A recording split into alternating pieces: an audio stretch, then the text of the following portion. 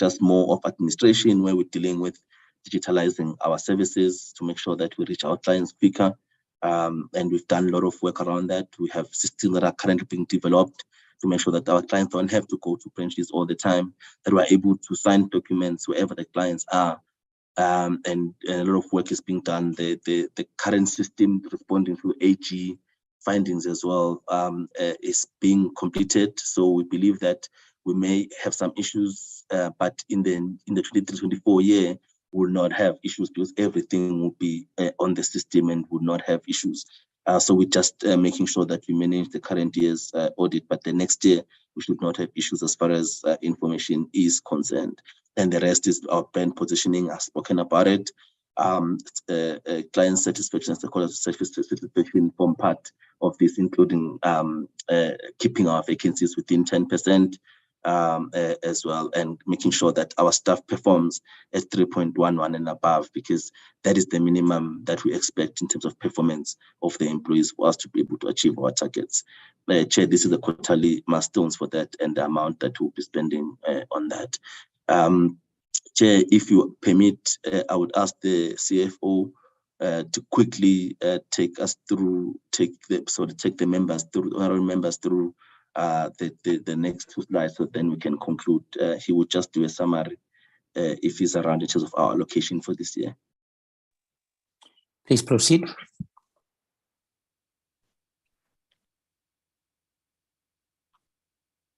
Elias, are you able to go take it through? Yes, CE. Thanks. Good morning, the committee members. I'll take you through the financials. I'll start with the income part of our program. During the financial year 23-24, we have received the allocation from the vote. The total amount that we received, which is included in the 904 million under the revenue, is an amount of 859.8 million. The previous year, we received an amount of 854.4 million, and that gives us an increase in terms of the financial values, 5.5 million, and then that is equivalent to 0.64%. And then the increase of 0.64% then stretched us to realign and reduce some of the target. However, we will still be able to meet our APP target and deliver on what our SME need.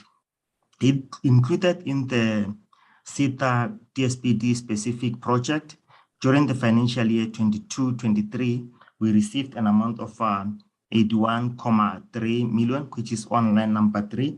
This amount included an amount of 60 million, which was once-off project for the flood relief. And then the following year, which is 23-24,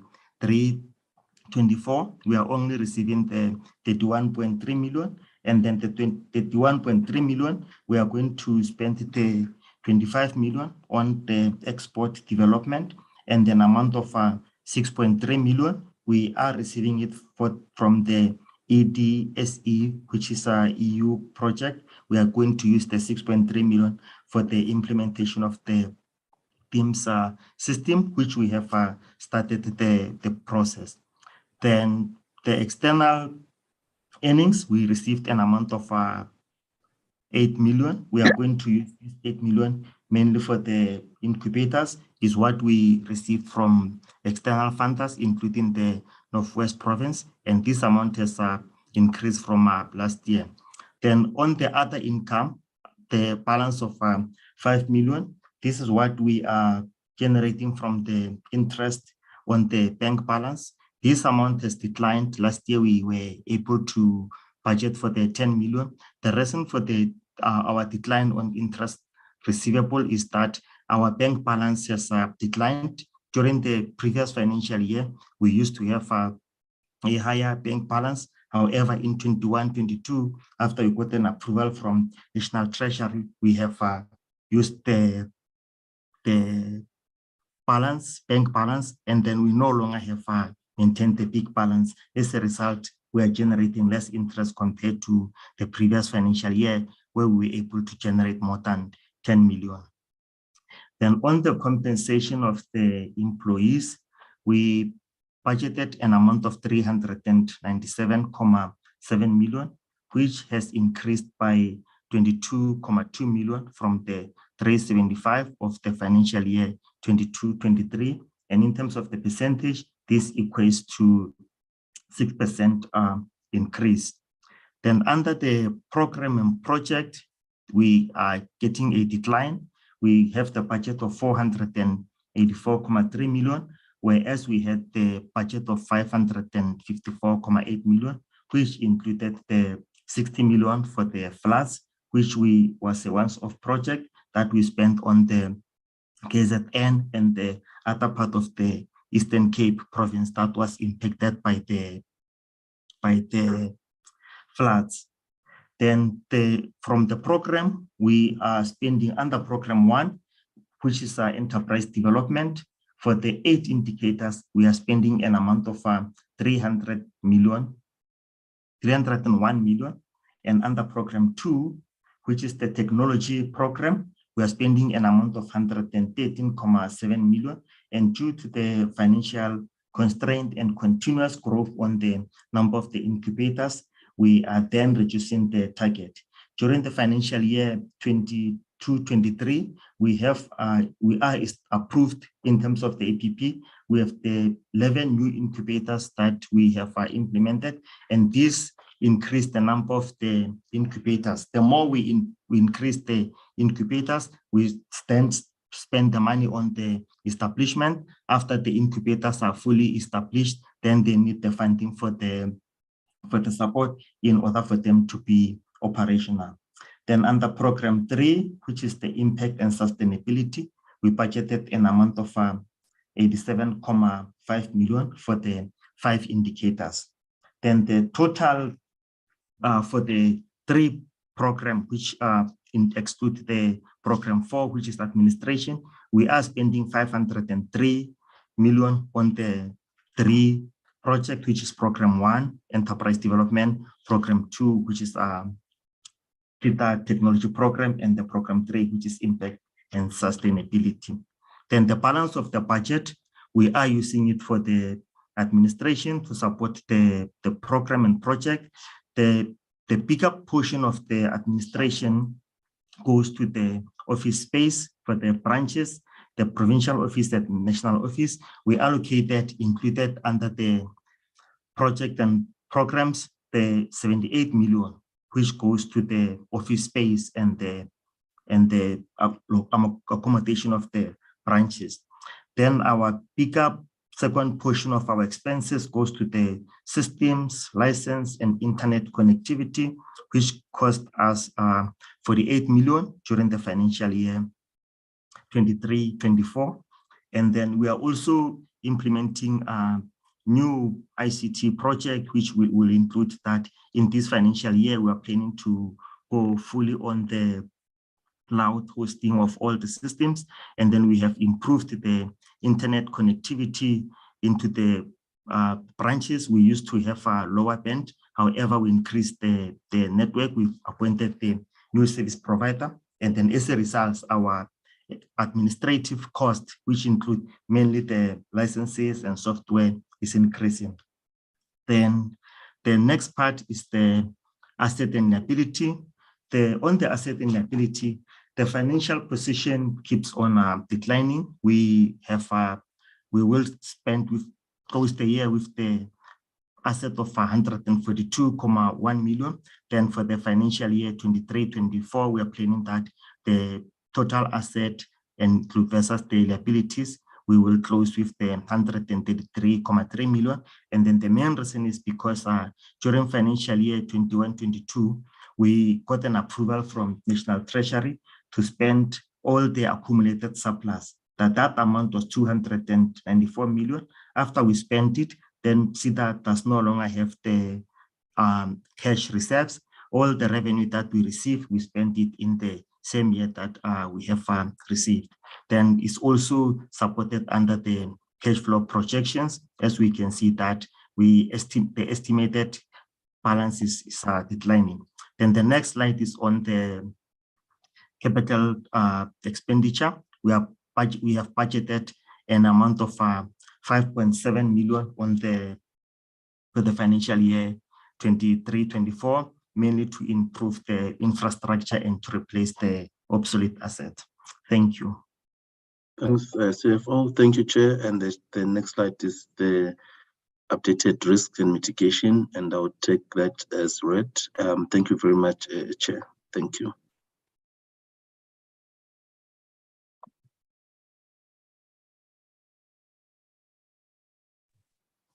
Thank you very much, CE and CFO of Seda. Members, there you have it. I think we're going to deliberate first on the Seda presentation.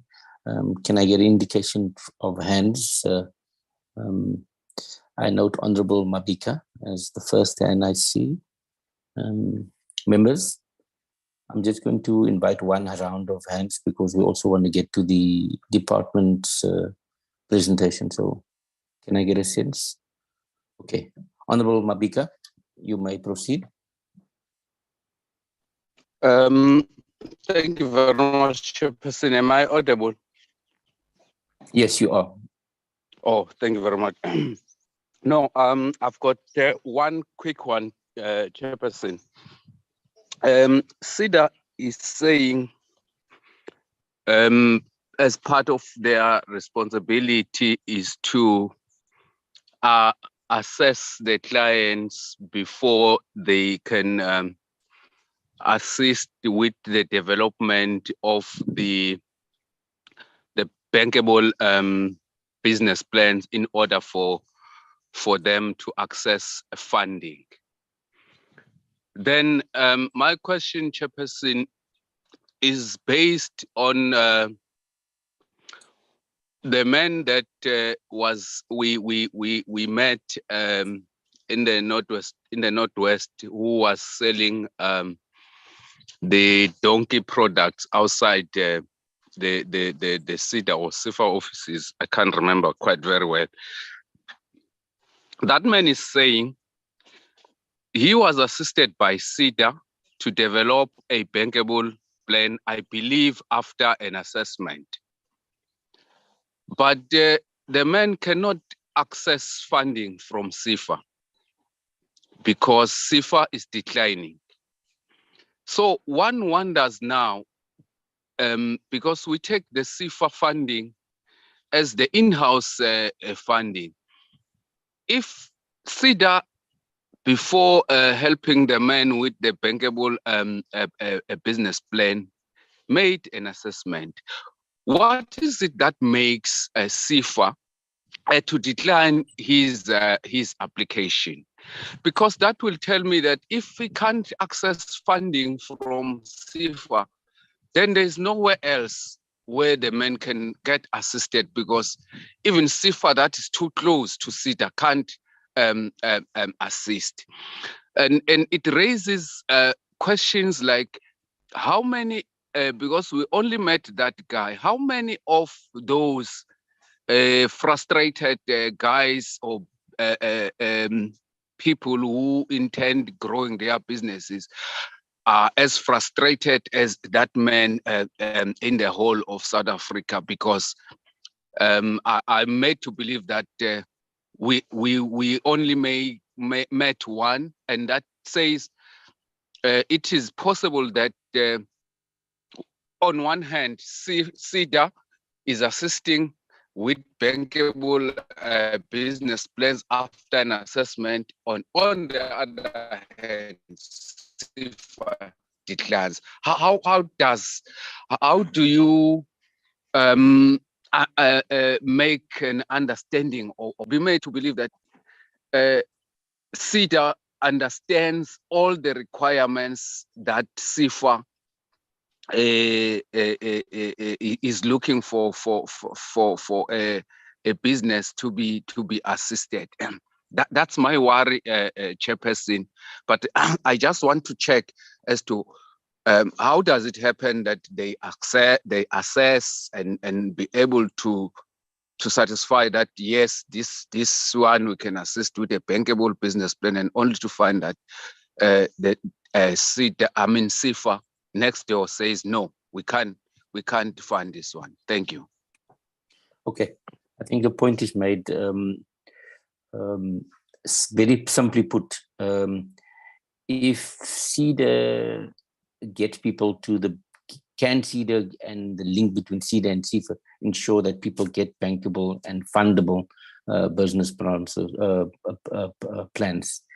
All right, any other further questions, members? Honorable Matulelwa, you may proceed. Thank you, Chair. Greetings to honorable members and the department. I would just want to say, Chairperson, I've got maybe I can say I'm concerned. Also, I want to recommend that the Seda must be capacitated if the department cannot do the work on its own. We want to just tell the department that we were so disappointed with SIFA and the way it does things in terms of monies that we pass budget for, that we cannot even account for. So I wanted to say, Chairperson, Seda must be capacitated to do the whole work. We must do away with this SIFA because SIFA is no longer assisting us in terms of giving the support, a necessary support to our small businesses out there. The oversight in Northwest is a clear indication that SIFA will never give us a good or give us a proper work in terms of the people, because we saw Seda's side of work in Northwest, and we were so pleased with it. But the fact that the big monies go to SIFA, who cannot give us straight answers, with their accompanied with their arrogance, and the monies that we cannot even now say that we know that, and we are confident that they were really given to those companies that we visited. I just wanted to say, let us consider the Seda at least to do the whole thing and do away with the SIFA thing, because it's not assisting us. Thank you very much, Chair. Thank you very much. Honorable Mtinjani, you next. Thank you very much, Chairperson. Chairperson, although half a time I couldn't hear clearly because of the network here, we are struggling a lot here with the network. Now, but though, Chair, I want to check it with Seda. Because the complaints that we get from our people, they are complaining, like, for example, there's a man called Mesentuli from, I think it's from Middleburg, who called me and complained about SIFA. But then he said, here is the story. He said he gave them the application first time, they rejected it, and then second time, they rejected it for the second time. They reject, though, with a recommend to say, go and do like this, like that. Until at last, they said, go and get a business plan from SIFA. I mean, from Seda. He went there. Still, they rejected his application, that man. Now, my question is, does SIFA and Seda work together? Does SIFA approve the plan that is made by Seda? If not so, why not? Because it looks like they're not working together, these people. Because how do you reject a plan that you said, go and do it better, and then Seda did it better, and then go to SIFA, but still the person couldn't get money? And then they said there's a fellow, I'm sorry to say this, there's a fellow Indian guy who's working for SIFA. That man is a problem because every time you get a complaint, his name is there. He's playing with our people. He's playing with their emotions because he keep on rejecting them. And at the last, he tells them that, yeah, you people can't pay. There's no way we can give you money because you can't pay. But first, he gives them a belief, a hope that he's going to give them money. Go and fix this, we'll consider. Then at last, then he tells them, no, we can't consider you. I mean, we can't give you money. There's nothing we can give you because you can't pay. Something like that. So it's very bad, Chairperson. Really, it's very bad for our people. Our people does not get help at all. Not at all, especially from SIFA. This SIFA thing is not helping our people, Chair. Please, let them at least provide us with the people, those that they help. Then we invite them in the committee so that we verify this thing. These people are lying to us here. Every time they come here, they tell us they are giving people money. They are not giving people money. I'm talking about SIFA now. So they are not also working together with Seda. Thank you very much, Chairperson. Okay. Thank you. Members, without telling you what to do, I think what we need to do is just to focus on the Seda presentation.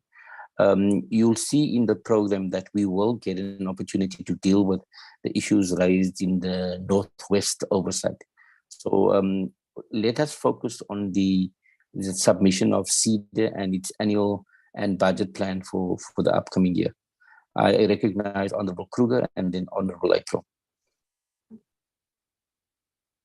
Thank you, Chairperson. And I would like to speak to the financials. I think it was item 4.1. If we care to just show that slide again, please, Chairperson. If they can. I tried to write it down, but let me get to the issue.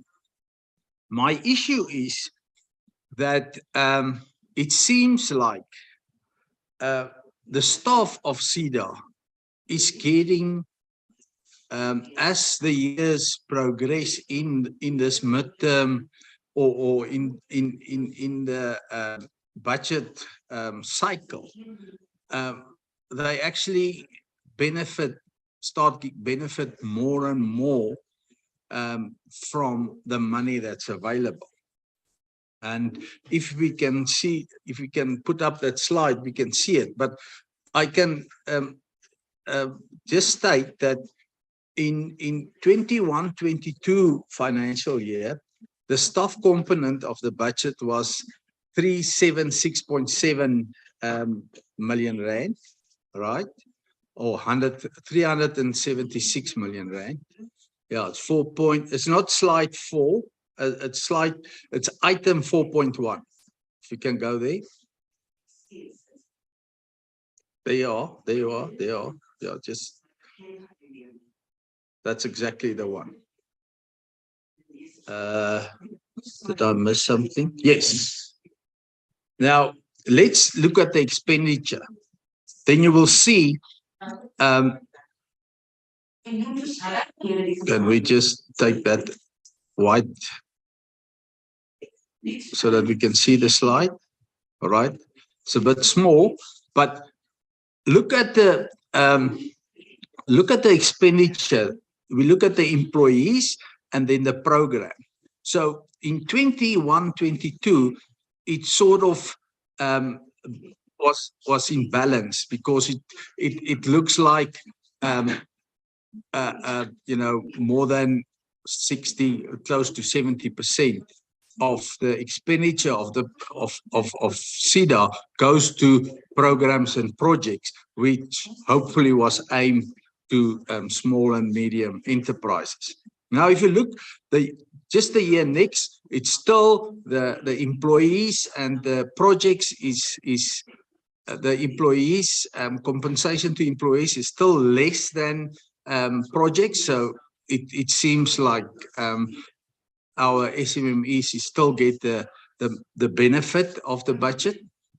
Then 23-24, it comes closer that the employee cost and the program cost is coming closer to be the same. Then you will look next year's, it's virtually the same, and then the year after as well. So half of the projected budget for 23, 24, 24, 25, and 25, 26 are going to employee costs and not, and I mean, Seda, if you look at Seda's mandate, it's the beneficiaries of Seda's mandate must be small business. And here we see that the beneficiaries of Seda is equal to the to small business. And then we don't even talk about, this additional cost. If we add the 78 million rand for office space, and we, I can't remember that that there was an amount mentioned for administration and IT as well. So then it pushed this the scale between employee, or the cost to run the business, and the beneficiaries. It makes it an imbalance. So I just want to find out why is there such a huge increase in compensations of employees, and then you can see there's a decrease in programs and projects that the Seda is going to spend on small business and cooperatives. That's my question. Thank you, Chair. Thank you very much. Members, we just need to push for time. So I'm going to invite Honorable April as the last, and then I will just also ask 1 or 2 questions. Honorable April.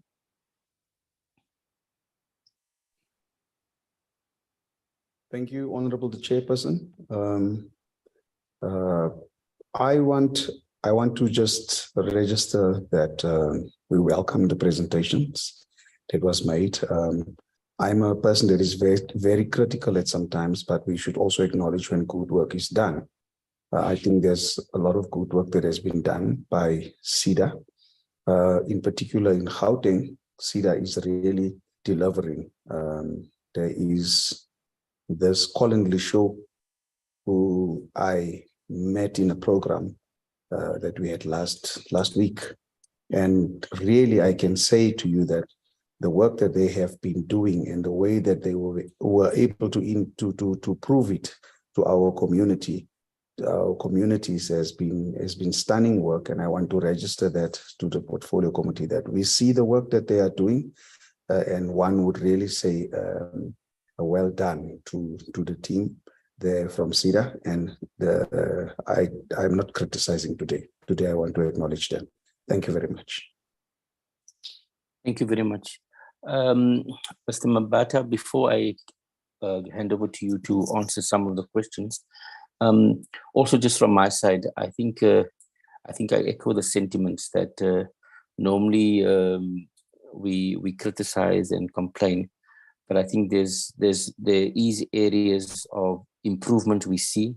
We want to acknowledge your staff turnaround strategy, where you see underperformance, you dealing with consequence management, you rotating staff, you bringing new staff on. I think we acknowledge what you said in the Northwest and in the Eastern Cape. I think what we need to do is to ensure that we have that uniform standards, and those areas where there's pockets of underperformance or non-standardized performance, we deal with it, and there's consequences. It's a sign of good leadership, CE, if you are proactive, if you know what's happening on the ground. So when someone walks into a Seda office in Port Elizabeth or wherever, or Kimberley, they should expect the same services with the same level of quality, same level of professionalism is there. So I think that is the key. Just 1 or 2 questions from my side. Do you have focused on your mandate as, let's see, 4 issues, the entrepreneur program. I think the one thing that we want to see is a better ecosystem around not only private, but also public sector entrepreneur development. How do you crowd in entrepreneurship development and the supply chain and localization and of multinational companies, of private sector, of everybody. How do you get as this agency to lead all South Africans to see that small business must be everybody's priority? So that collaboration that you're talking about. I asked the question around the township and TREP.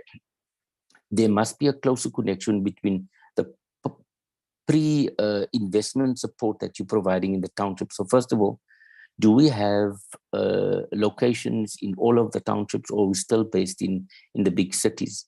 And if so, how can we ensure that we have a better presence of Seda in, let's say, the top big 20 townships and dorpies in our cities? And then the link, obviously, between the training, your target of 20,000 people for training and capacity. That means nothing if there's no link between access to funds and access to markets and access to opportunities. So we want to see that link in your performance plan. I like this thing about the game changers. You've listed the township and rural economy, the local economy, startups, supply chain development partnerships, the incubator program. Those are really good initiatives with very ambitious targets. The question is how. Here it says in township and rural economy, you want 20,000 tech programs. There's currently 23 incubators. We're looking at upscaling it to about 200. You're looking at 36,000 jobs through this program. So the targets are there, but I just want us to see, maybe just talk to us about how are you going to ensure that we have both the human resource capacity, but also more importantly, the technical capacity and the political will to drive this. But thank you. And I think with that, we can just answer the members' questions and members' inputs, and then you can respond to them. Thank you very much. Over to you back, Mr. Mbata. Thank you, Chair, and thanks to honorable members for the questions. I would try to respond in how the questions were posed. Chair, Honorable Mabiga posed a very valid question, because this is what the CEO of STIFA and myself have been working on. We had tasked the officials to look at the relationship, especially more on the business plans and also the post-investment, as well as the access to market for all SIFA funded clients. And we were analyzing the issues that the team come back with as far as business plans and the funding. And we have since realized that the feedback loop has not been working the way it's supposed to work between the two agencies, where the client will take a business plan and it becomes the client problem when there's issues with SIFA.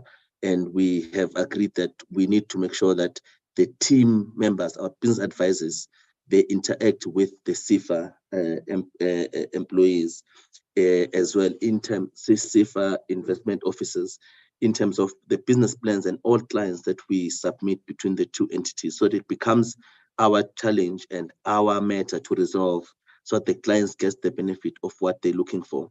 We have also strengthened the team, now comprises of executives, that says, what is it that SIFA is looking for? What is it that the DFIs are looking for from the business plan point of view? So that then every thing is ticked, every I is dotted in the business plan section.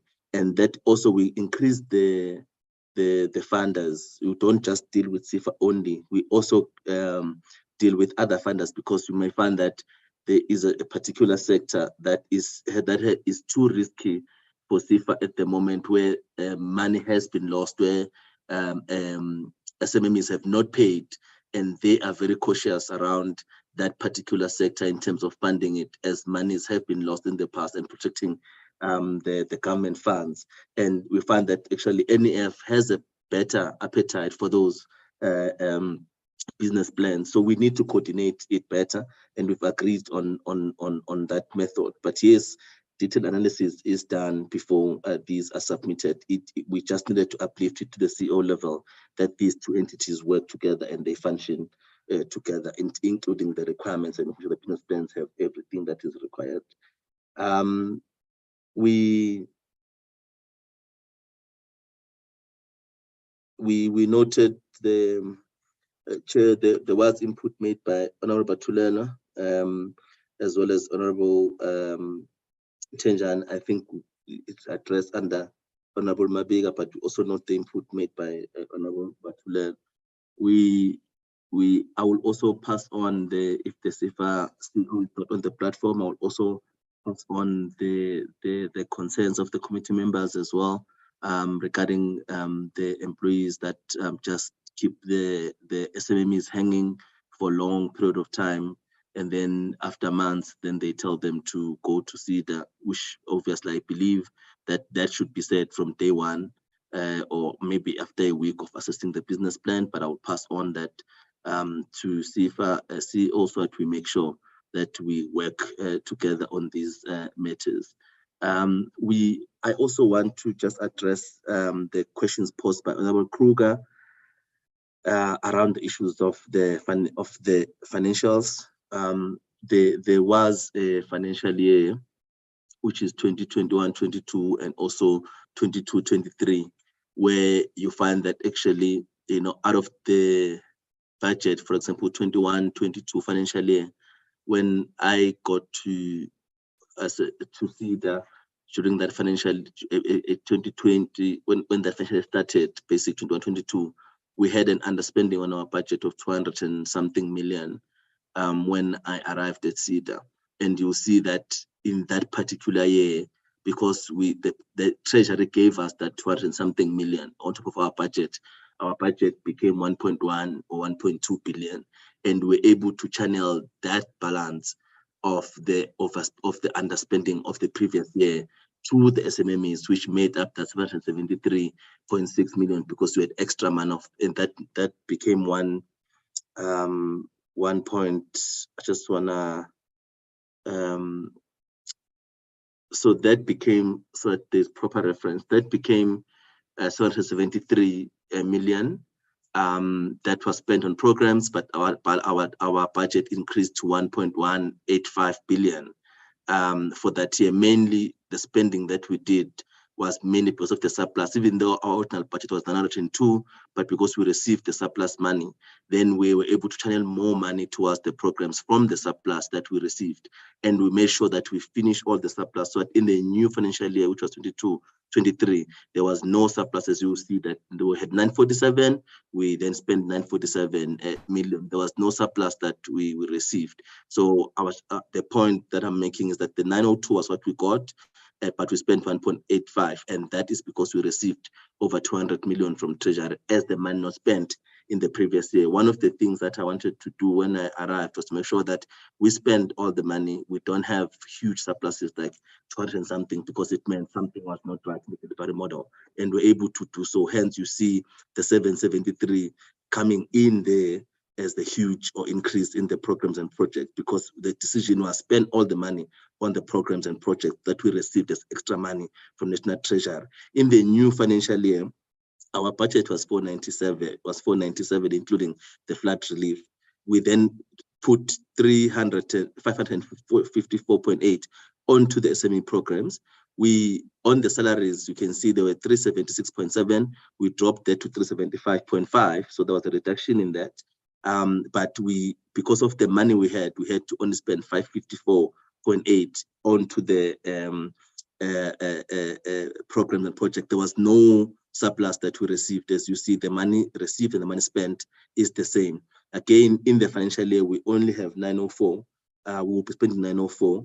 The increase in the salaries is 5.5%, which is also below what is being agreed into the market. So we need to see how we augment that, but we haven't been increasing that large. If you see that line has not been increasing largely, this line is mainly because one, the funds that we are receiving, but here we're the surplus amount from treasury, and we are working on not having a surplus because we want to spend all the monies we have. What we've done, Chair, is that then because of those issues, we are saying that our employees, for example, must be able to do the work in-house. As you can see, that some of the things they say in-house, because we are saying our business advisors must be able to deal with some of the matters in-house, so that we don't have to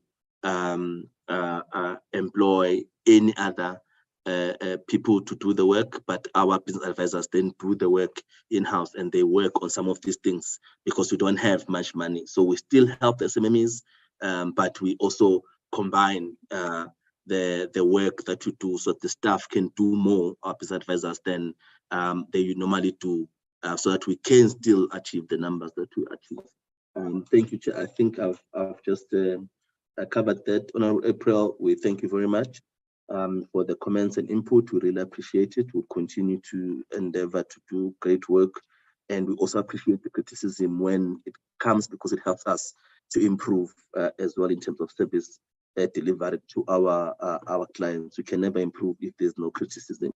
Honorable Jacobs, yes, definitely. We, as I mentioned, the issue of the enterprise development and the partnership is key to us. We are getting, for example, we are working with the various cities to get some of the training funds. We are making headways there so that we get more of the training funds coming to us. The picture is looking good in terms of us getting there, so we can augment our budget as far as the various cities giving us training money. So those are advanced. The private sector, for example, in Northwest, the new provincial manager that started, my conversation with him was Northwest is the hub of mining, and we should see private sector funds, and he must do some kind of a fundraising kind of an event with the CEOs of the mines, so that then we are able to get more funds under the enterprise development for the benefit of our SMMEs. Similar to other places, provinces, the instruction is clear.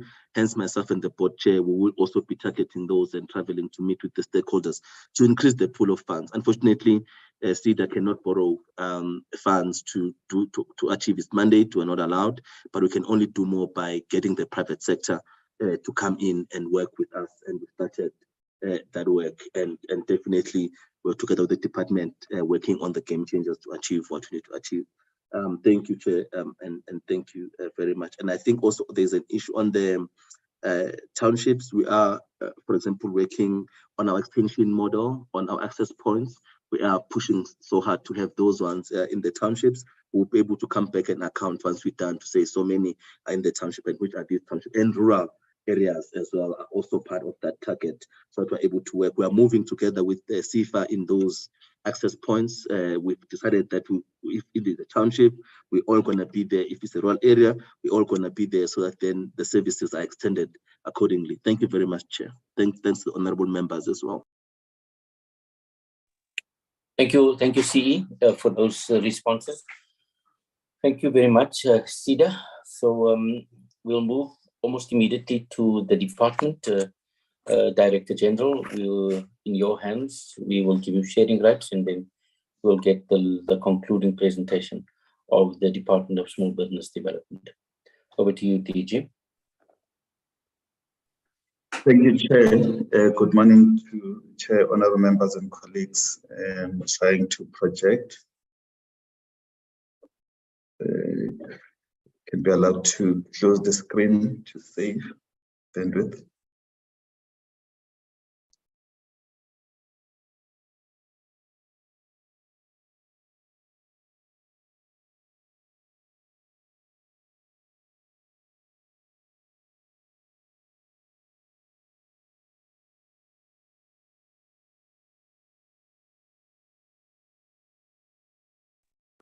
Thank you, Chair.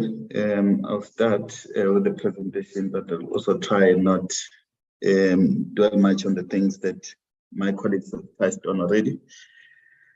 Purpose, we're here to present or to table our APP to the portfolio committee. Chair, I won't dwell much, but just to highlight the challenges that are faced by the economy. So we put everything that we do into context in terms of what we can and what are the challenges we are facing, what we are aiming to achieve. We see that the projected GDP, for example, is expected to drop from 3.4 to 2.9% in 2023, and then rise again. So that's the world economy. But we know that as a country, our GDP declined, for example, in the fourth quarter of 2022, but grew by 2% in 2022. We know that our unemployment is very high, with the youth exceeding 50%. We still have these challenges, Chair, that are facing us around electricity and all the other challenges that are also faced by our small businesses. And we know that we have to really intervene as government as well in moderating the impact of these challenges. We know that even the war in Ukraine is still affecting us. Unfortunately, we also have tight budget from National Treasury. Our monetary policy has seen a significant increase in terms of the interest rate, and all these things, they do affect our small businesses. I won't waste a lot of time on this one because we've shared the presentation, but again, just to indicate where we are as a country, at the bottom there, we're not doing quite well in terms of the projections. We're only expected to grow by 1.2% this year, 2023, and only 1.3% in 2024, which is really not helpful when it comes to our economy, as well as addressing the issues around employment. Chair, just a highlight in terms of what we are trying to do, our focus, performance-related issues. My colleagues have charged on TREP that we are pushing and making sure that we do accelerate the implementation of TREP. I must also indicate to the portfolio committee that from the department side, we're also expanding our reach by getting additional resources in terms of human beings who are going to be assisting us in driving these interventions, engaging with the communities, but also reporting through the DBM model, because we are fully subscribing to it as a department, because it will assist us to address especially those areas where we are unable to reach. In dealing with the creation of the enabling environment, I must indicate to the committee that Cabinet has approved the SME and cooperatives funding policy, but what we had decided to do is that even though Cabinet has approved it, it still has to go out and we get, last comments and last buy-in from other stakeholders. We always indicate that the demand for financial support is very high. It's very high from our SMMEs, for example. It's estimated to be around over 300 billion, and that money will never come from government alone. So it's important for us to get this buy-in from the private sector in particular. That's why we are taking this policy for further consultation so that we can get them to also contribute in supporting SMEs and cooperatives. Reintroduction of the Small Business Advisory Council, MINMAG, because it's important for us as a department to play our role in coordinating the intervention. So we've started with these engagements last month, which is March. We had at an officials level meeting with the HODs where we started pushing, for example, their role or their serious involvement when it comes to the national the NISET master plan. NISET master plan is quite important, so we want them to give us their commitments, what are they going to do as provinces in supporting us in the implementation of the master plan. Red tape reduction is the work that we are continuing to do. The Businesses Act, we are aware of the limitations in terms of time. For example, when it comes to the portfolio committee of Parliament engaging on this legislation. So we have pleaded with the leader of government business to still allow us time to submit the amendment bill. So the two is the National Enterprise Small Business Act, as well as this business amendment bill that we are taking through, because we believe that we still have to try and make sure that we deal with them during this current financial year. So we've submitted a plan to the Office of the Deputy President as the leader of government business on how we're going to deal with this. We're done from our side with the bill. It's the policy that we are polishing, because we asked to also have a policy that accompanies the bill. We'll continue, Chair, this year to implement our localization policy framework. And we also continuing with the small enterprise manufacturing program, which is assisting us to really boost capacity of our small businesses when it comes to manufacturing business infrastructure. And we believe that infrastructure is quite critical for the success of these businesses, especially those that are based in township and rural areas. As a department internally, we've always had challenges with capacity in the space, but with the new structure, it has enabled us to get officials who have expertise. One is the quantity surveyor, who's coming on board next month in May, and the other one will also be coming in May, and towards the end of May. They will be joining us to assist us in delivering on the infrastructure work. At the incubation, we always monitor the support that is provided by Seda through the establishment of these incubators and digital hubs, because most of the money that we give to Seda goes to this center. So it's important for us to prioritize and monitor their performance over time. We'll continue, Chair, this year to ensure that our interventions, they go to targeted beneficiaries as presented there, which is 40% must go to women-owned enterprises, 30% to youth-owned, and then 7% persons with disabilities. We, as a department, we finalized the strategy because what has been happening is that most of the time, these targeted interventions have been going to these targeted sectors by chance. So now we're saying we have to be intentional. So in our strategy, in our budgeting, we have to make sure that we set aside certain resources for these targeted groups. We are going ahead, Chair, with the implementation of our new organizational structure, which is assisting us with additional capacity. And then we are also moving ahead with the finalization of the merger of the CBDA, Seda, and SEFA. And we are aware of the challenges that we also need to address as the department in ensuring that there is some stability in the entities whilst this process is being undertaken. So there are some interim measures that we are discussing that we'll be introducing to make sure that they start, for example, planning for the next year, 24-25 financial year together, so that by the time the measure is finalized, at least the entities are working as one unit.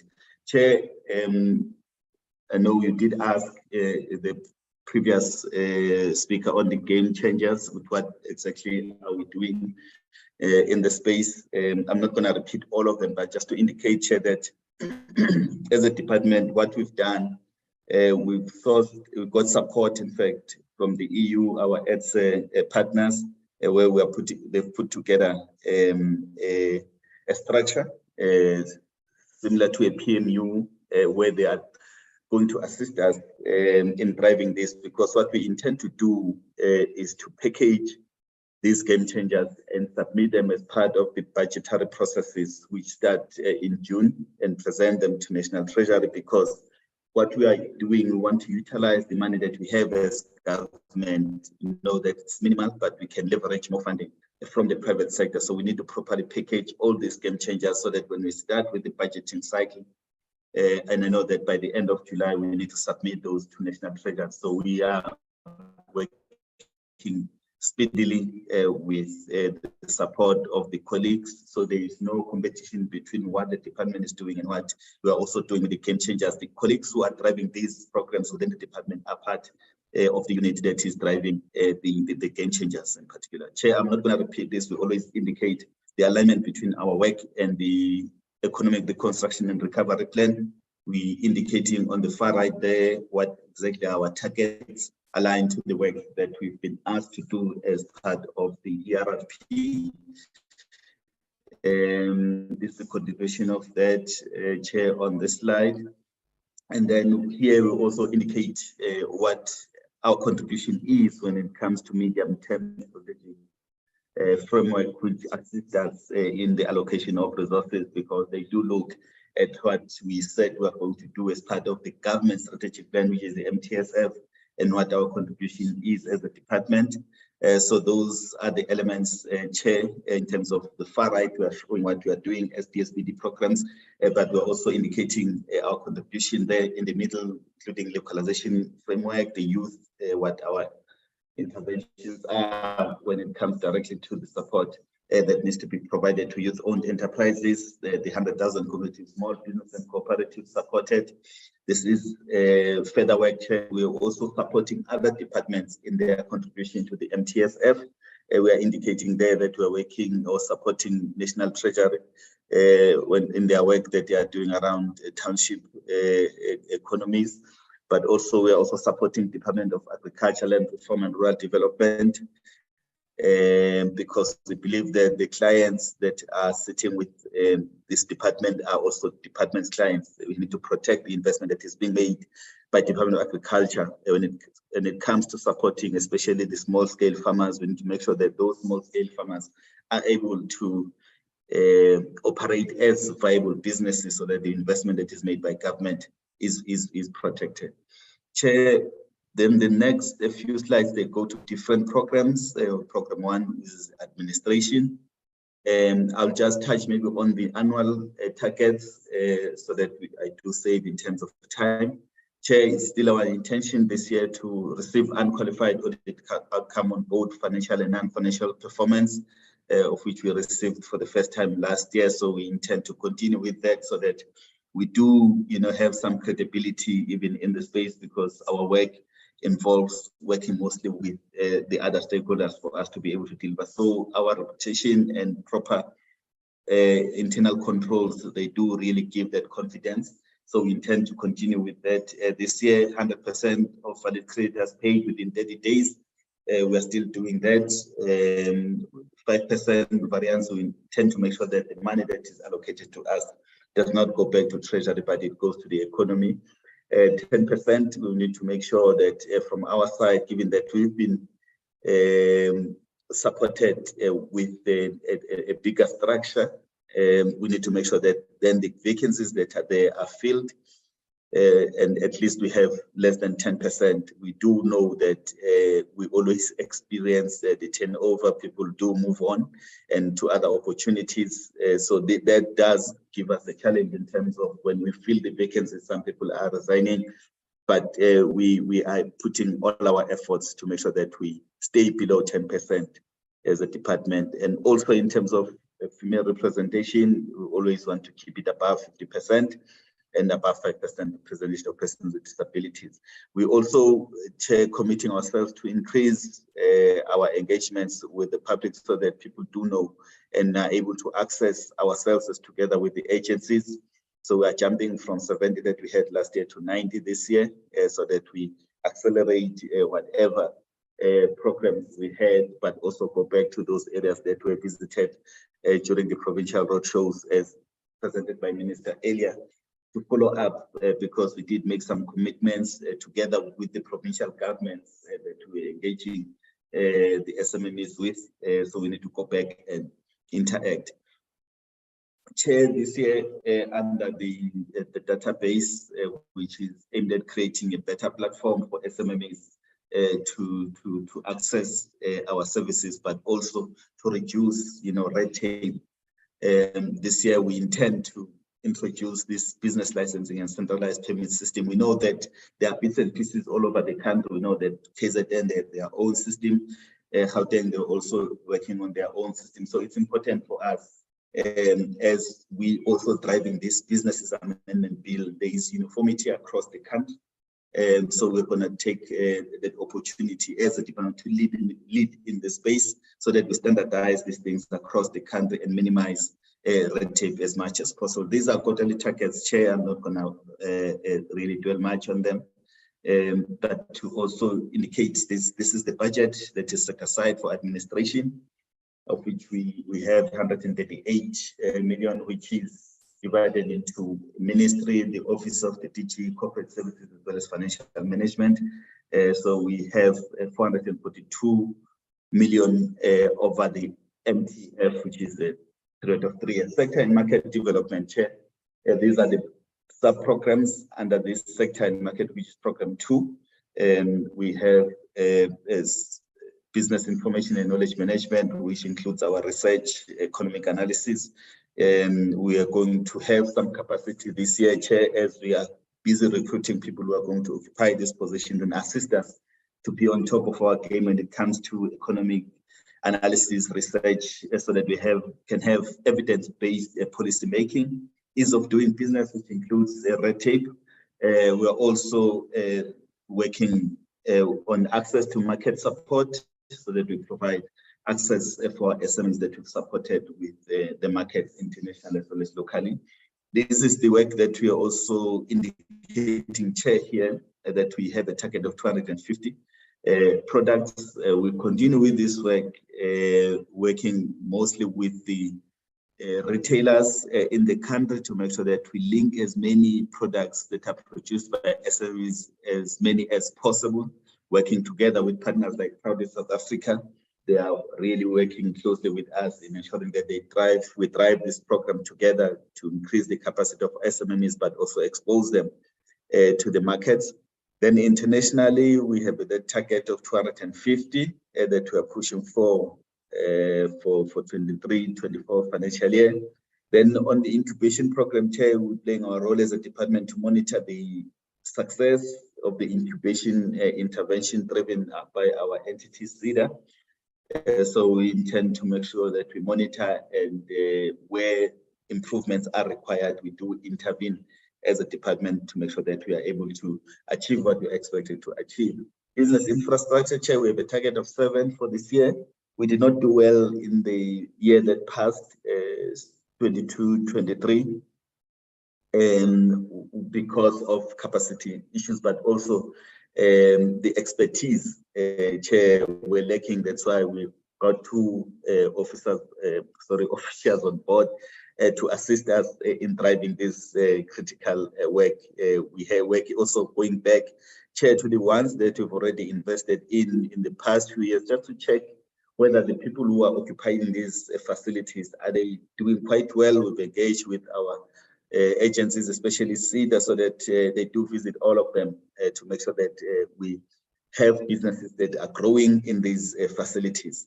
Businesses Amendment Bill, Chair, as I indicated earlier, we have made our presentation to the leader of government business to assist us and make sure that we are able to take this to Parliament.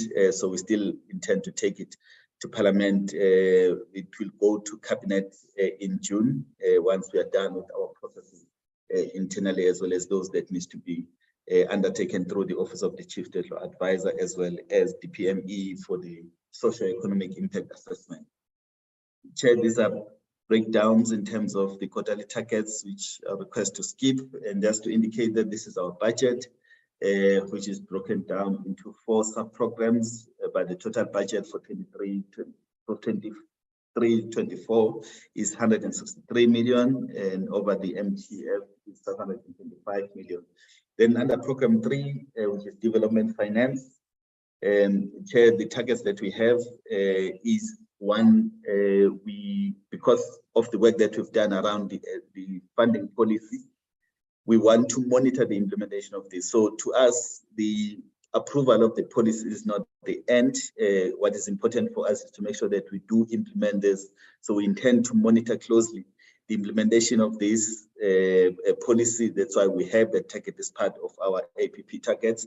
And then the support to cooperatives, we intend to support 250, just to indicate again that we finalizing those processes with Treasury of transferring the 73 million that is allocated to cooperatives from ourselves. It was previously allocated to SEVA, but it's going to Seda.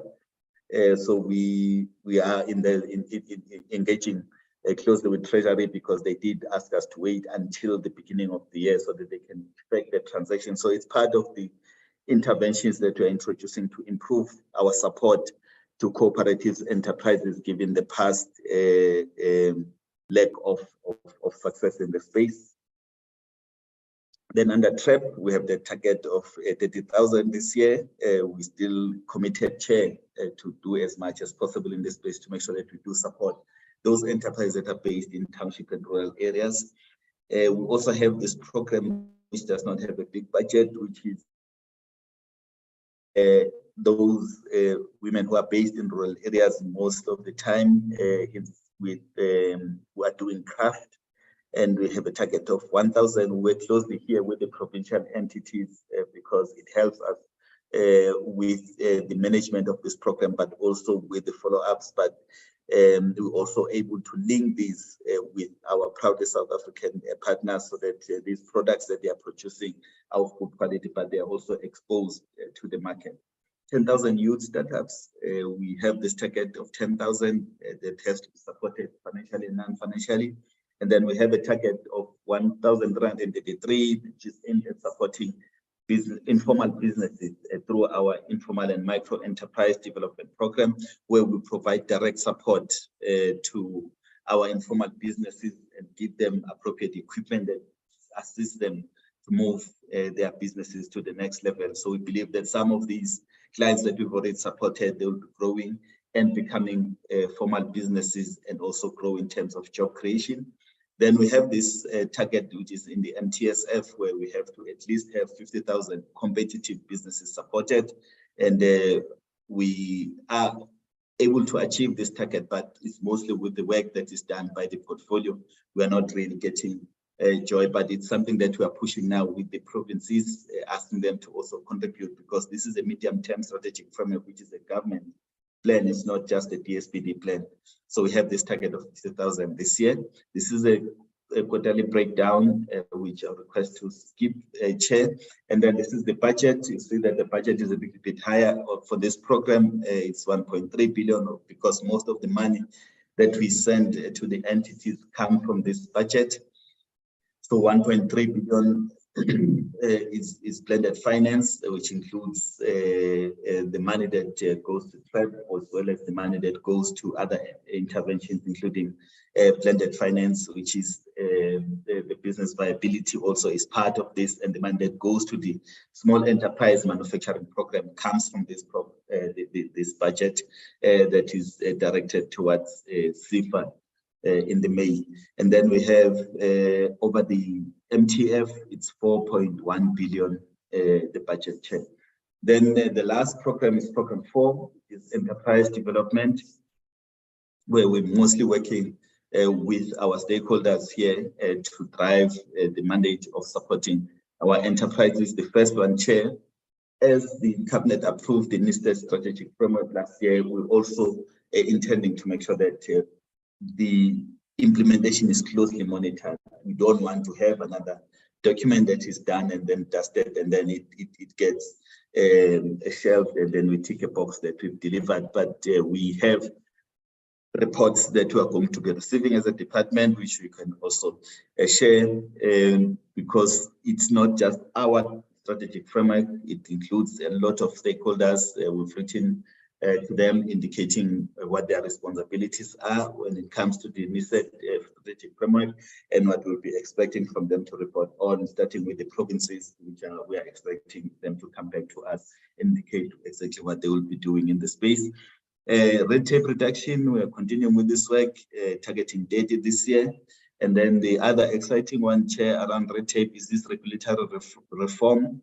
We've done an assessment, Chair, where we identified that 29 pieces of legislation do have an impact, or negative impact on SMMEs. Now, what we need to take forward now is this work, further analysis, but also taking it further to the level of cabinet, because some directives have to be issued, because some of the pieces of legislation are not within our control as a department, but through the minister, we should be engaging with different cabinet members just to point out what are the issues we have with specific pieces of legislation, so that if amendments have to be done, they are done for the sake of SMMEs, because we believe that SMMEs should still be at the core of economic growth as well as job creation. So we have been directed to, at least out of the 29, let's first take the first 5, because it can be all over the show. We might not achieve anything. Let's take the first 5 and see how we package these 5 and take them through, the whole process of engaging with the specific departments and as well as the ministers, so that they can consider, amending certain regulations or amending certain clauses to make life easy for SMMEs. Sector focused and hybrid incubation and digital hub support strategy. This is the work that we are doing, Chair.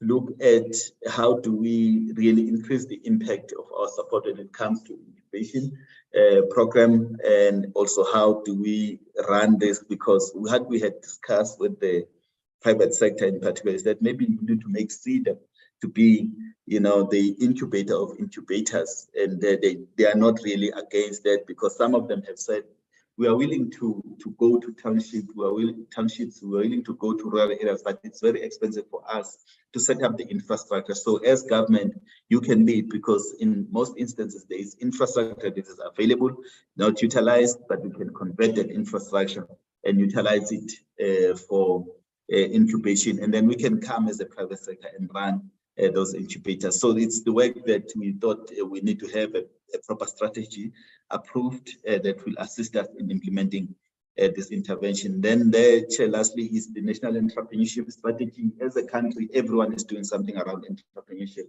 and it doesn't assist us when we are speaking different languages to the sector. So it's important for us to have the first entrepreneurship strategy developed that will assist in guiding all the efforts in the ecosystem when it comes to entrepreneurship. So we intend to take this through all the processes and make sure that by the end of this year we have a national entrepreneurship strategy finalized. These are quarterly targets, Chair, which I'm not going to touch on. And then here, Chair, the budget is just below 1 billion. Which is mostly the money that goes to Seda, of which we really do know that I think the SIFA CEO yesterday did also touch on the fact that more money needs to be given to the portfolio so that we are able to drive the mandate that we have. And Seda is also part of those engagements with National Treasury, where we are looking at how we can increase the money that is given to the entity to enable it to deliver on this huge mandate. Updated risk, Chair, I'm not going to dwell much on this, but we just indicating what we are doing and what are the risk mitigation strategies that we are putting in place to make sure that we address this risk that we have identified. Chair, with your permission, I'm not going to really waste a lot of time, but to recommend to the portfolio committee that the annual performance plan is adopted. Thank you very much.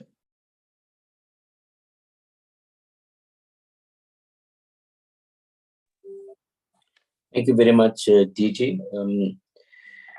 Members, I will now invite inputs, comments from your side.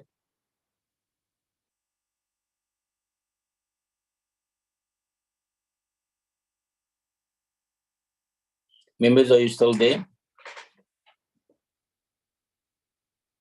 Yes, Chair. I think there's a lot to process, and so personally, I need more time to go through. There's a lot of information, and at this stage, I feel a little bit near my car. So I think we can have a long discussion next week or so on this whole thing when we have to agree about the APP. Or thank you. Okay. Right. Any other inputs?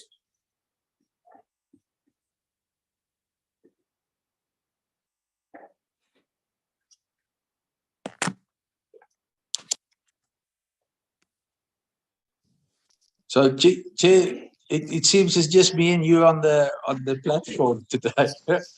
No, there's No, I'm only a hand. joking. No, just joking. Honorable Matulelwa, I recognize you. Thank you so much, Chair. I would just say, as long as simple issues as red tape reduction are given to external or given to some other people other than the department to be given this responsibility, we are going to come here to listen the long presentations. I'm not shocked if members they can't even come and put any input in this matter, because really I don't think this should be taking so long or more than a month or whatever, more especially if it is been given, the task was given a special attention, I can say, to be given to someone to deal only with that, except the whole work of the department. So I just want to say, let this thing happen and be finished, and then we know that we are done with it, so that our people are not subjected to these red tape reductions all over, more especially in townships and rural areas. There are so many troubles there.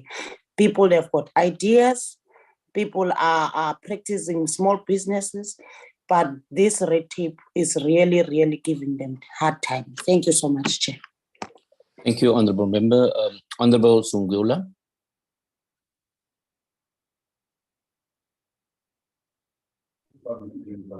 Thank you, Chair. I just joined because I was in another meeting, so I just need to confirm if we are asking questions now. Yes, Honorable Zungula, we're asking questions to the Department of Small Business. They just presented their annual plan and budget. Okay. All right. Okay. Thank you, Chair.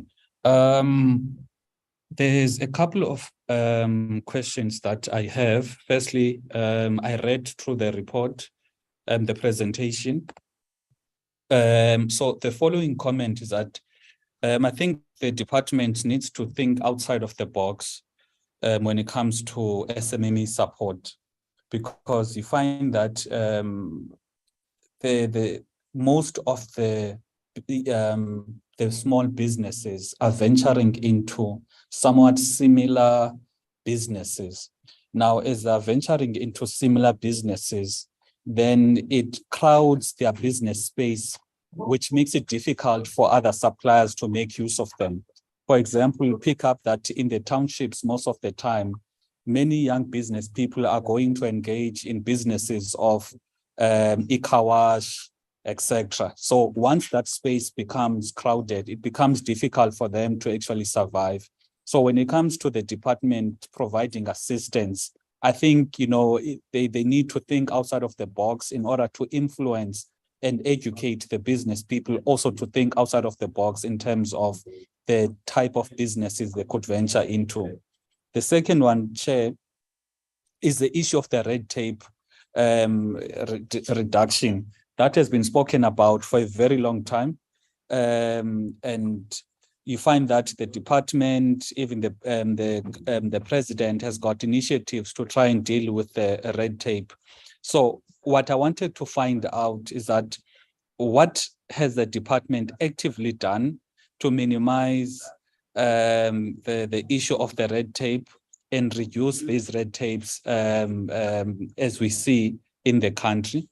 The other issue, it is what has been done to deal with the issue of the late payments that SMMEs are subjected to by government departments, because it is an issue that is continuously killing small businesses, because their cash flow, they can't survive with a turnaround time of 90 days for their invoices to be paid. So that is another question. Recently, Chair, there was the Portfolio Committee oversight visit to the Northwest, where some of the spaza shop owners complained about the unfair competition between them and foreign-owned spaza shops. And the reality is that the local spaza shops are registered, complying with the laws and the requirements of the municipalities, but they have to compete with foreign spaza shop owners who are, number one, funded by their governments or funded by certain cartels from their home countries to come and trade in South Africa. Sometimes they are not even legal in the country. They're not even complying with the law. Culture, the requirement for anyone who is not a South African to trade in our country, they need to have a minimum investment of 5 million rands, employ a certain number of South Africans, etc. But we find that some foreign-owned, in fact, almost some foreign-owned businesses or business owners are not complying with the law. So how is this business amendment bill going to address this fair competition and the fact that some of the laws are violated by non-South Africans when it comes to such trading? You'll recall that one of the research that we're exposed to is that 82% of the small business space in that province, it is basically, in the hands of non-South Africans. And the second question relating to this is that how is the business amendment bill going to ensure the revival of spazas and that South Africans are able to take up space and dominate the SMME spaza shop sector? Because in my view, Chair, with the realities of the high unemployment rate, high poverty rates, any form of the economy does matter. We can't be happy when our people are going to sleep outside post offices for 350 rands per month, whereas there is an economy. Even if it guarantees them a profit of 10,000 a month, it is way, way better than 350 rands per month. So how is the bill going to make sure that in that space of the SME sector, the dominance, it is going to be South African citizens? Those were the concerns or questions that I had. Thank you, Chair. Thank you very much, Honorable Lubengo. Thank you, Chair. Let me welcome the presentation done by the department. Chairperson, during our Northwest Oversight, we visited Optimum Harvest Youth Cooperative, and they reported to us that they received 350,000 from the cooperative incentive scheme. While on the beneficiary list, they've been given 800,000. Can we get clarity on that, Chairperson? Because what is happening on papers does not a true reflection on what is happening on our beneficiaries on the ground level. I thank you, Chairperson. Thank you, Honorable Lubengo. Honorable April. Thank you very much, Chairperson. I think I've got a couple of questions that I want to ask. I must say that we have had a very interesting oversight, and the oversight is something that has really shocked us with regards to what's happening on the ground.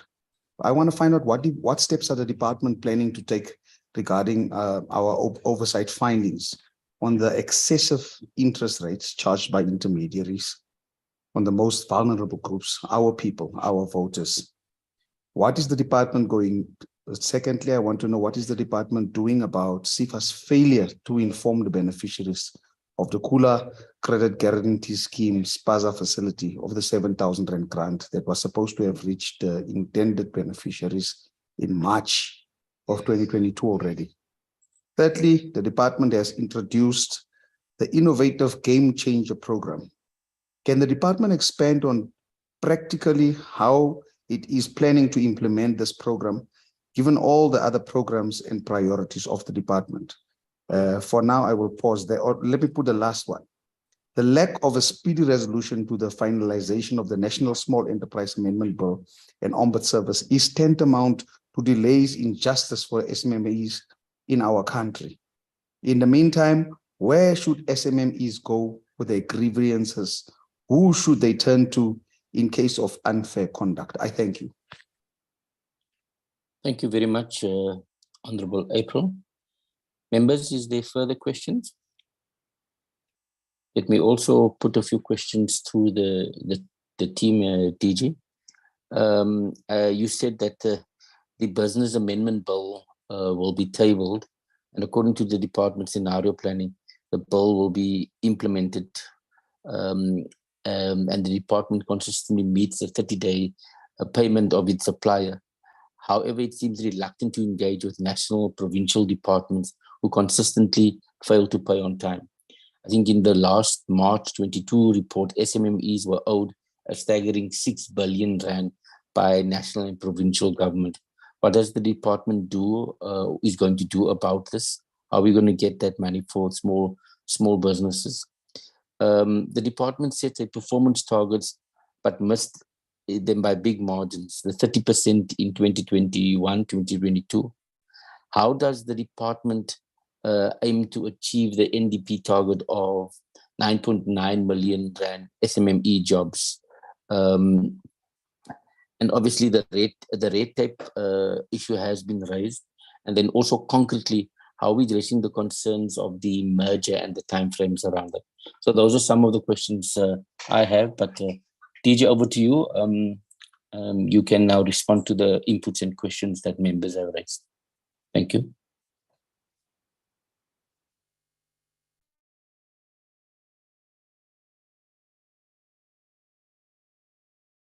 No, thank you, Chair, and thanks to the honourable members for the questions. Let me start with the colleagues, request them to make inputs.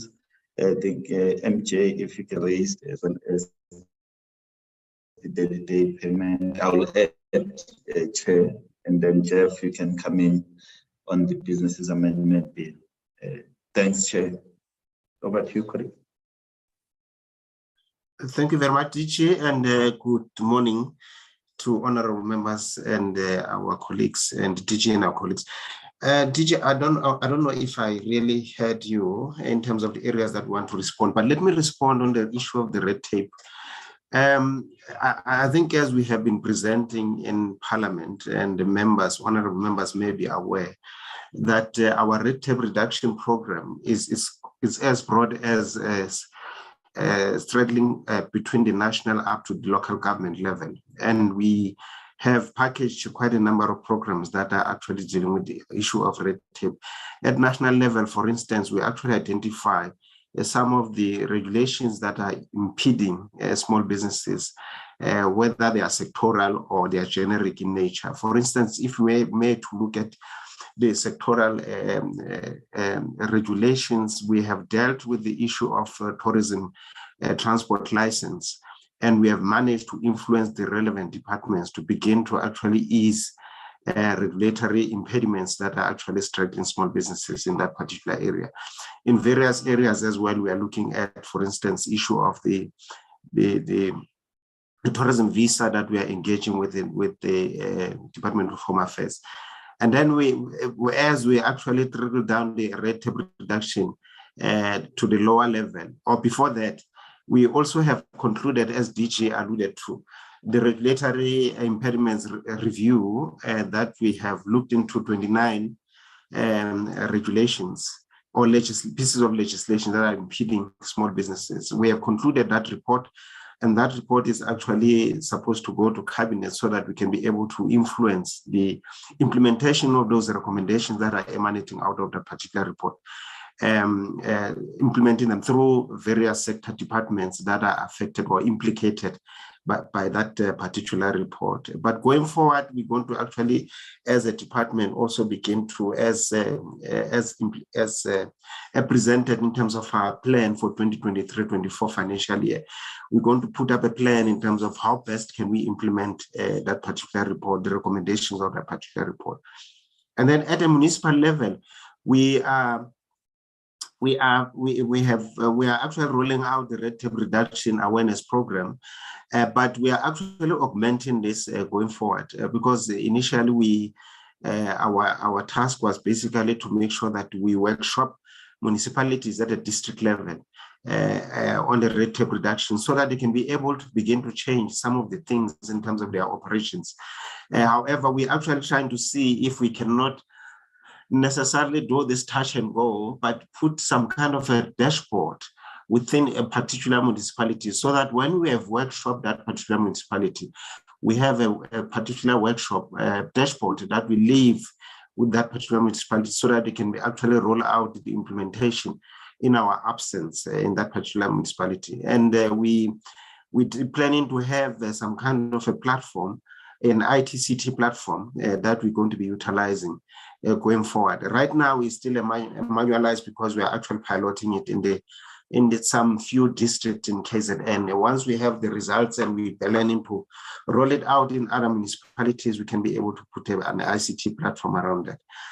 And the other question, I think on the game changers, we did, I think the DG did allude to the fact that we have received some support from our European Union program, EDSE program, where we are putting together a project management office or unit that is going to actually assist us to package these game changers properly as we actually prepare them for funding by National Treasury when the cycle of funding comes to the fore.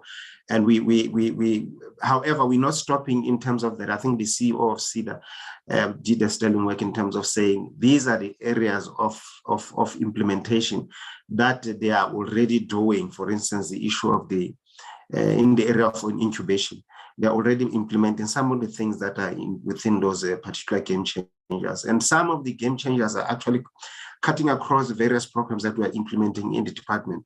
And one of the work that we're going to be doing with EDSE is to make sure that the programs or program managers that are relevant become program leads within the PMU, so that the PMU, when it coordinates this work, and the relevant managers, they are inculcated in the relevant managers programs, so that we're not necessarily implementing them in isolation with the programs that we are implementing.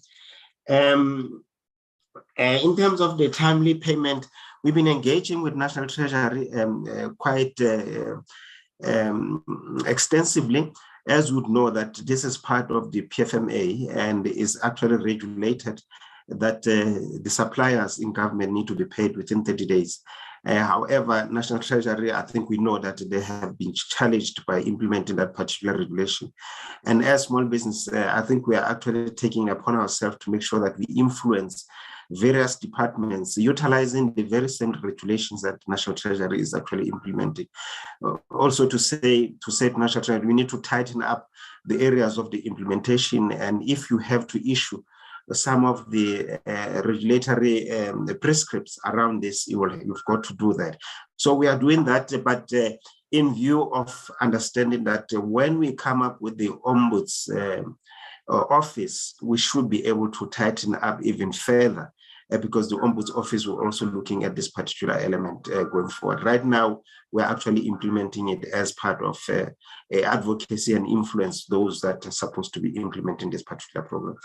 DG, I'm not sure if I'm leaving anything outside, but these are the three areas that I wanted to touch on in terms of the questions that has been imposed. Thanks, DG. Thanks, Chair. No. Thanks, MJ. Can I ask Jeff to just respond on the business amendment bill?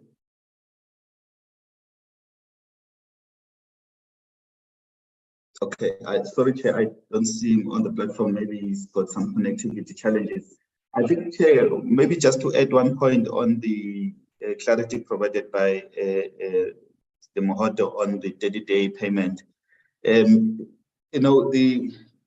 more about the enforcement of this. The PFMA, as well as the Municipal Finance Management Act, is very clear that we, as accounting officers, we have to pay the suppliers within 30 days. And so it's more of the issue of the consequence management of those principals who have accounting officers who are failing to pay within 30 days. So through the DPME, as well as National Treasury, certain recommendations have been developed. We've also shared this with Treasury so that in their report, because they do provide a report of which departments are failing to pay SMMEs within 30 days. From our side, we always remind them, write letters to them indicating the consequences of this lack of payment. But what we've requested also from Treasury is that they must just break down this report, because currently it's just all-inclusive. So big businesses are also included in that report that gets shared by Treasury. We don't get a clear picture in terms of small businesses, exactly how many are not paid on time and how much is being owed to SMMEs in particular. So that report is too broad. We've asked them to please, can they break it down, because they do have access as they receive these reports every month, which talks to which invoices have not been paid within 30 days. The other recommendations that we've also made to Treasury is that because these big entities, the Schedule 2 and 3 entities, state-owned companies, are not included in the reports, and in fact they don't include this, and we know that they have a bigger budget even than government departments. So we want them to be included so that we can also hold them accountable and follow up with them as a department that is responsible for this mandate of supporting small businesses. So there are specific recommendations, Chair, that we've made to the National Treasury, the issue of accountability, but also we said as a short-term measure, while the Ombuds as office has not been established yet, the Companies Tribunal can be utilized to also assist in resolving these payment disputes between big and small businesses, but also between small businesses and government, so that SMMEs are not left without any resolution mechanism. Chair, on the issue of the business amendment bill that we are processing, we are very specific, Chair, more around enforcement. The policies are there.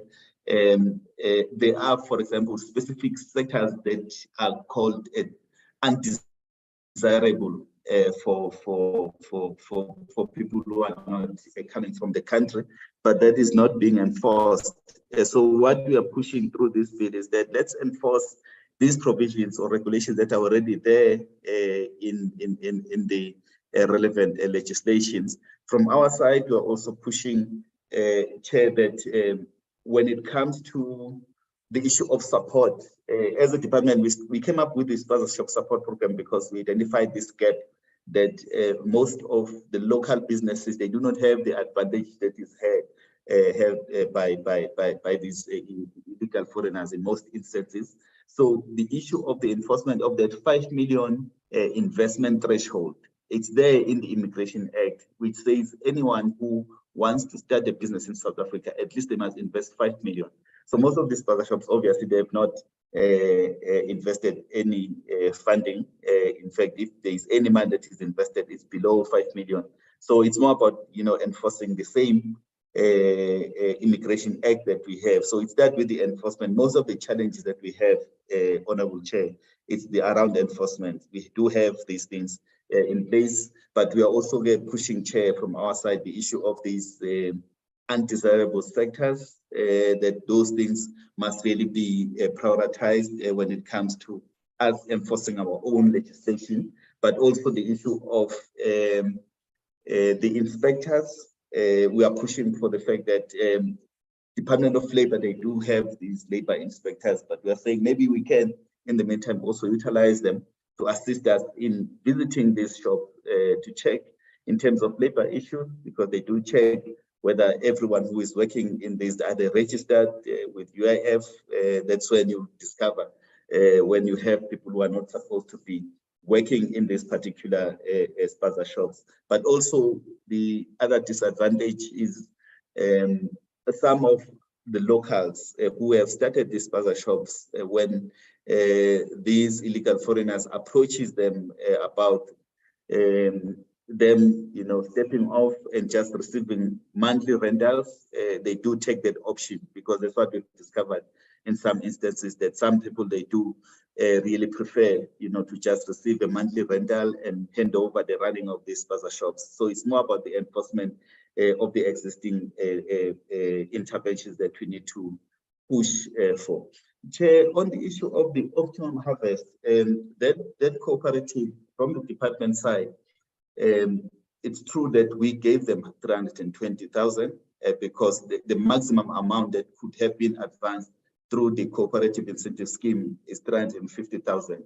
So they did not get the whole 800,000 from us, but our colleagues from Seda, they've given us information in terms of what makes this 800,000. In fact, there could be more because there are quite a number of other stakeholders that have contributed. I think NYDA, for example, they added 100,000. Seda also did come with support, which has also been monetized up to 300,000, which includes, up to 100,000, which includes signage, issues around the business plan, the sector-specific training. So it just builds up in terms of the amount of money. So it's not like we had approved 800,000 from our side as a department.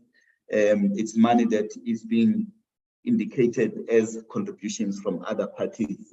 We know that agriculture, for example, they're also coming on board to assist the same youth cooperatives. So, but what we can also do, Chair, we can submit a detailed response, but it's true from our side as a department, we did not give them the 800,000. It's the 320, which was the maximum amount that we could give under the cooperative incentive scheme.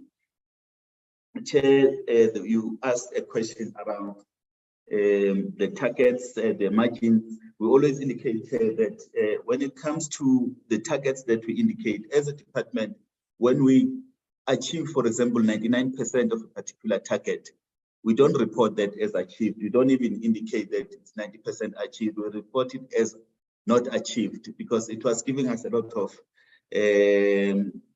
challenges when we have to account what is 75% of a target, what is 80%.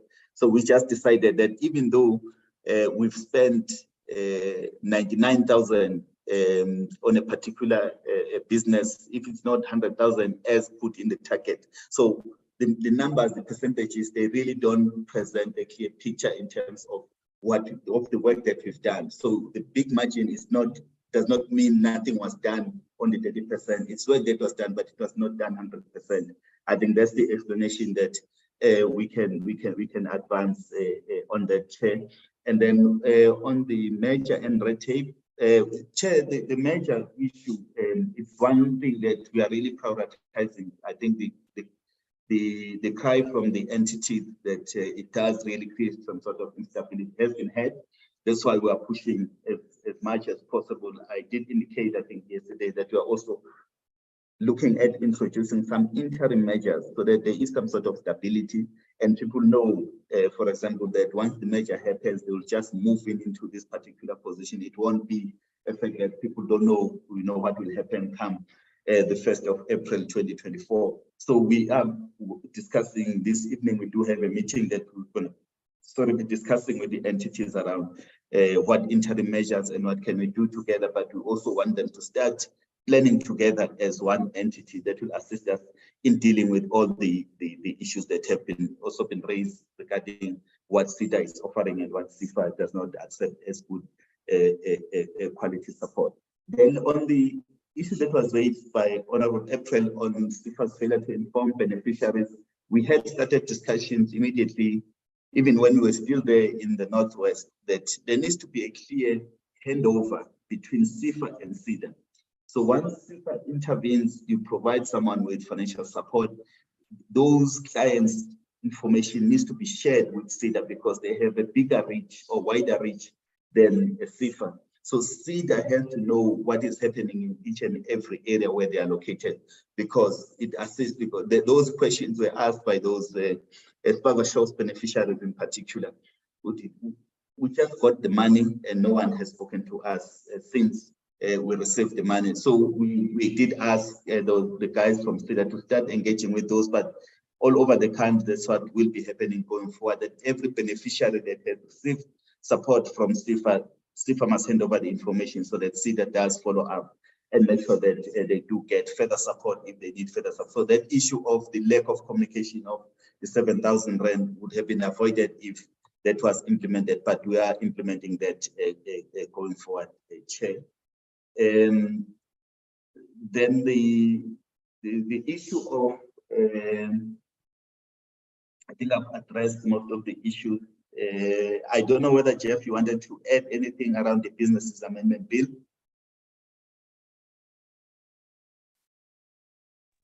Thank you very much, Chair. We are targeting that the Business Amendment Bill should come to Parliament this financial year, and that's the aim of our target. We have already finalized the Business Amendment Bill, and we have also finalized the policy. We are handing it over this week to the minister, who will then submit it to cabinet for public comment. And then after that, once we have finalized the public comment, we want to make sure that by not later than June, we should already come to Parliament and present the bill. And those are the timelines and the deadlines that we're working under. Definitely, the bill will be before Parliament in this financial year. Thank you very much, Chair.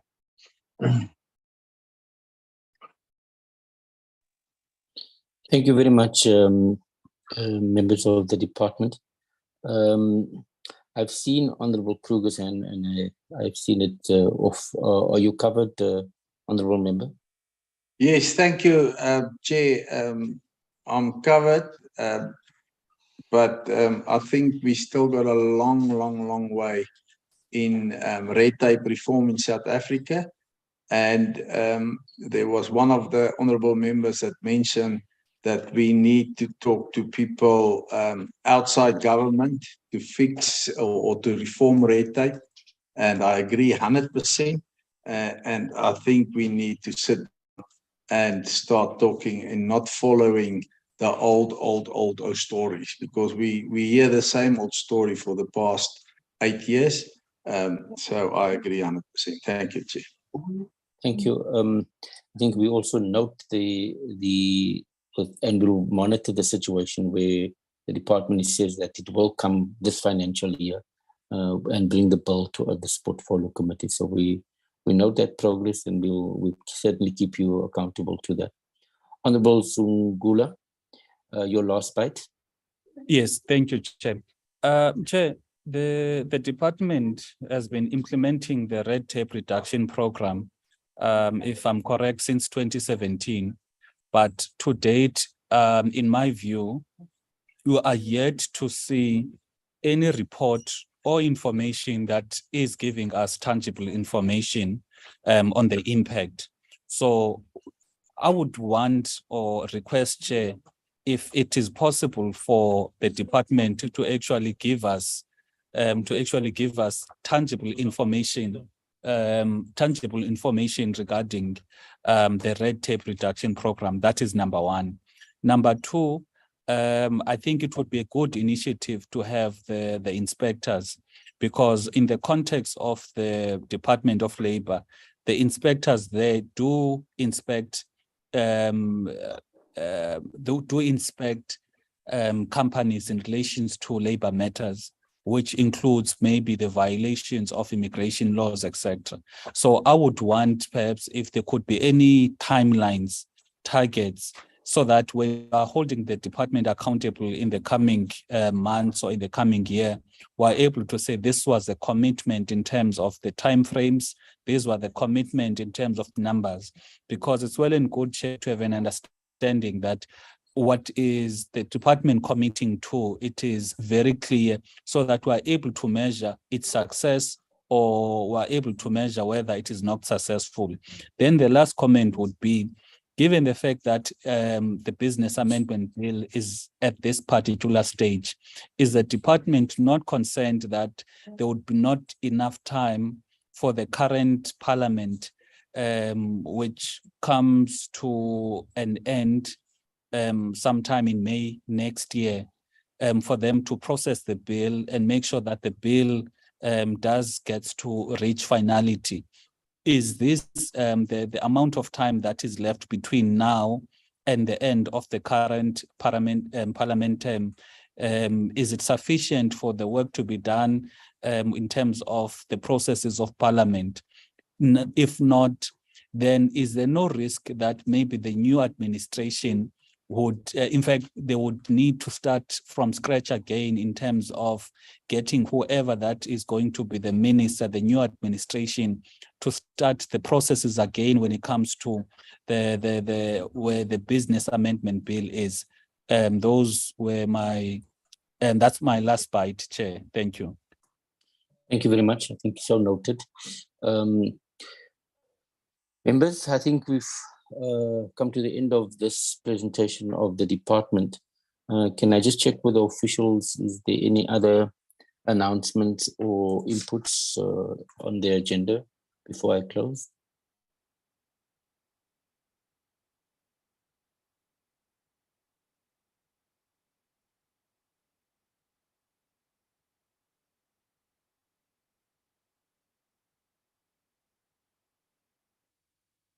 Chairperson, from looking from the agenda, that was the last item, because we've been on deliberations and.